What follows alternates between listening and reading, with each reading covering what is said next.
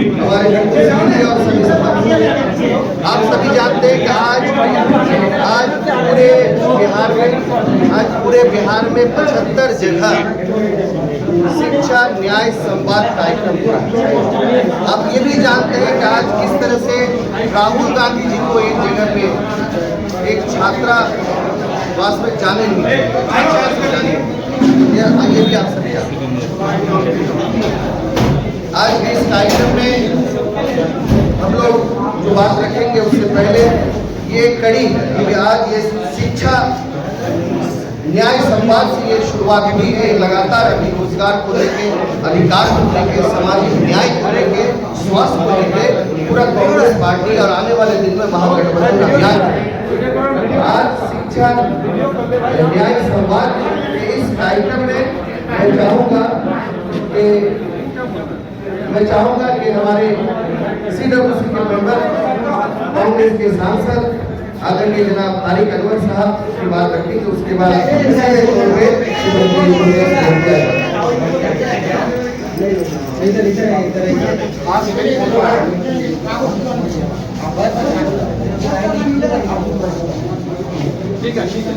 हमारे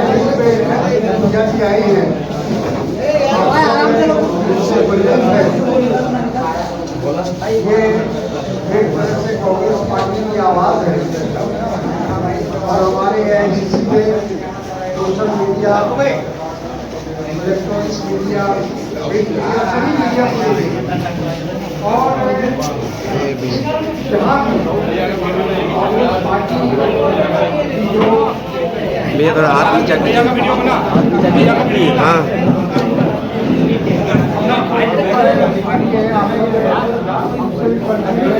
भैया थोड़ा सा हाथ नीचे कीजिए।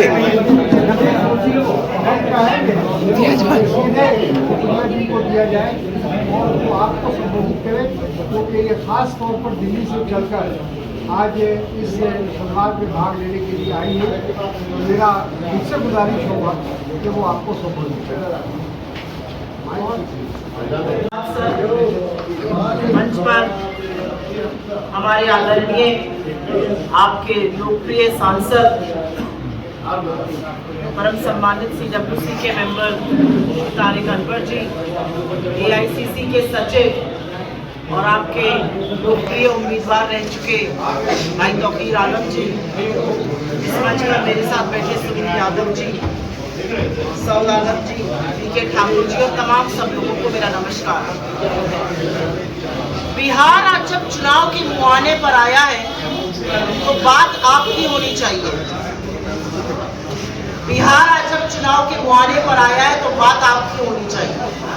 इस कमरे में पत्रकार साथियों में मुझे बहुत सारे युवा चेहरे नजर आ रहे हैं और ऐसे तमाम युवा चेहरे और हैं जो बिहार से पलायन करने को मजबूर हैं, क्योंकि 20 साल मुख्यमंत्री रहने के बाद तथाकथित डबल इंजन की सरकार ने बिहार के युवाओं के बारे में, बिहार के छात्रों के बारे में कुछ भी नहीं किया।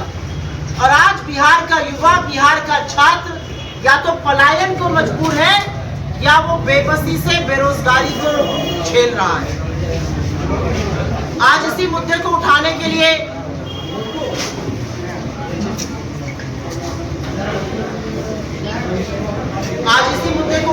लिए राहुल जी दरभंगा जा रहे थे।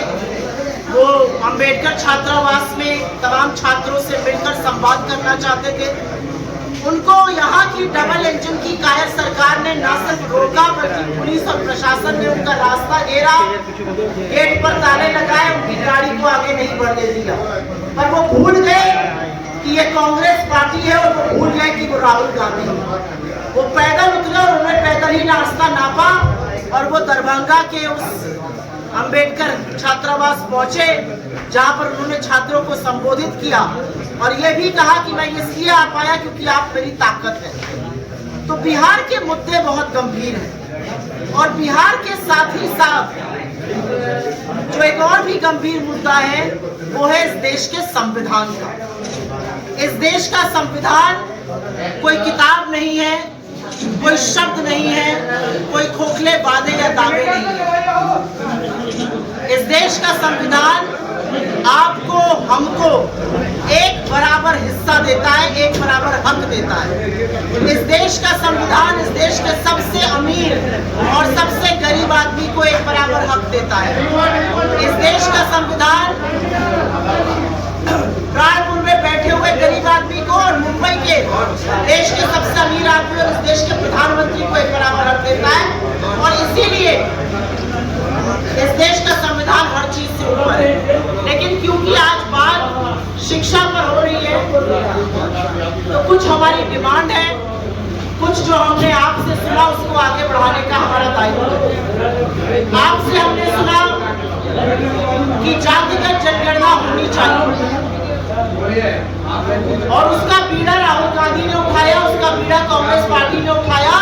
और जातिगत जनगणना इसलिए जरूरी है क्योंकि जब एक्सरे होगा तब पता चलेगा कि घाव कैसा है और उसका क्या इलाज होना चाहिए। और इसीलिए जातिगत जनगणना का हमने दबाव बनाया और अंततः मोदी जी को भी वो मानना पड़ा। मैं पीछे अपने साथियों से कहूँ कि थोड़ा सा अगर आप लोग कम बोले तो आवाज ज्यादा तेजी से जातिगत जनगणना हमारा एक मिशन था और अब वो मिशन पूरा होगा। और उस मिशन को पूरा करने के लिए सारा श्रेय कांग्रेस पार्टी, राहुल गांधी, मल्लिकार्जुन खड़गे, हमारे तारिक अनवर साहब, ऐसे लोगों को जाता है जिन्होंने मेहनत करी है। मैंने देखा है तौकीर आलम यूपी में सचिव है और उनकी मेहनत को मैंने देखा है। सामाजिक न्याय में जिस तरह से वो आगे बढ़ के भूमिका निभाते हैं उनको भी मैंने देखा है। और इसीलिए हमने कहा जातिगत जनगणना होगी, अच्छी बात है। अब ये जो आर्टिफिशियल एक लिमिट लगाई हुई है आरक्षण को, 50% आरक्षण की लिमिट को उखाड़ फेंकेंगे। और हमारा मानना है कि संविधान के आर्टिकल 15(5) में ऑलरेडी प्राइवेट इंस्टीट्यूशंस में और प्राइवेट नौकरी है उसमें दलित, पिछड़े, अति पिछड़े आदिवासियों को आरक्षण दिया जाए, उस पर हम काम करेंगे।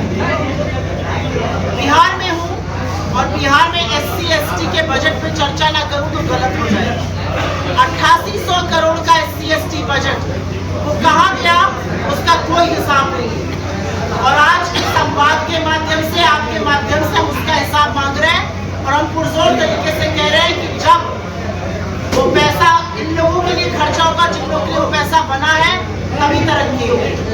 बिहार की शिक्षा का ये हाल है कि स्कूल में 81% स्कूल में एक कंप्यूटर नहीं है और विश्वविद्यालयों में आधे से ज्यादा विश्वविद्यालयों में टीचर नहीं है।